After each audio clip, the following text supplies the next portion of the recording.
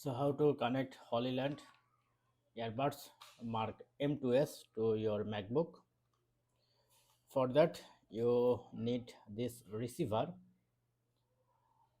and if you have a type C then you can use this also, but I recommend you to use this receiver for better performance. Just insert, I am inserting the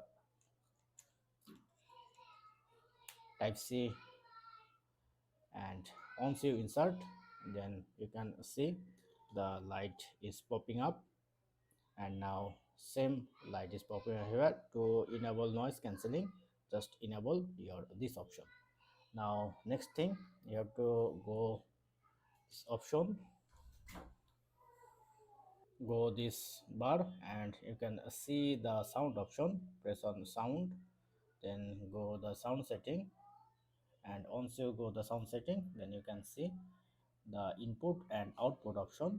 So input option, built-in pro microphone, MacBook Pro microphone, that's mean it's not connecting yet.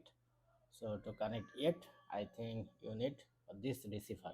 So let's connect the, and now I am connected the receiver, and same thing.